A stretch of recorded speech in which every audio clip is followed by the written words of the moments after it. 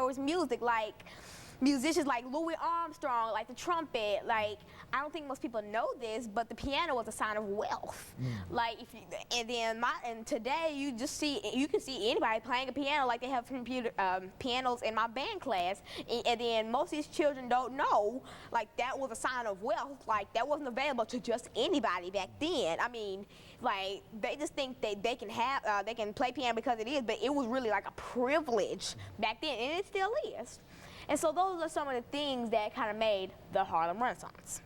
Now, Lana, within the context of all of this information that you've given us so far, what would you consider to be the most significant aspect of the Renaissance when you see it within the whole total of the history that we've often talked about on this show? For example, we know that during the Harlem Renaissance, Africans were called colored, and then they came up with a new name, New Negro, and all of those aspects of it. And so while we appreciate all of that information that you've given us, and we anticipate some additional information within that range, when we come back, let's talk about some of the reasons that Africans changed from being colored during the Harlem Renaissance to the so-called New Negro. I think you've given us some indication of this New Negro movement, but for the most part, I think, and we appreciate that information that you've given us, and I think you've demonstrated the kind of ability to continue carrying this information forward.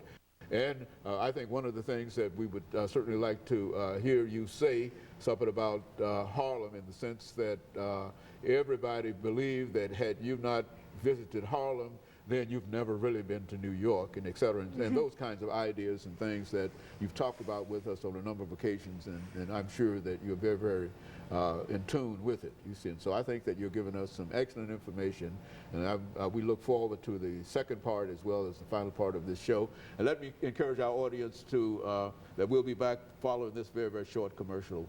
Thank you, and welcome back to the second segment of the show for today. We're talking to Alana McLaughlin, and she's talking about the Harlem Renaissance, and during the first segment she gave us quite a bit of information relative to some of the literature of the Harlem Renaissance. But now I think she has agreed that we should talk about what she considered to be the Harlem Stride style. And of course, Lana, let me not only welcome you back to the second segment, but to sort of delve into this idea of the Harlem Stride style as part of your rendition of some of the important events during the Harlem Renaissance. Let's talk about it from that perspective.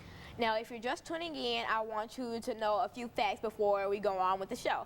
I'm Alana McLaughlin, born August 27, 2002, and today on the show we're talking about the Harlem Renaissance.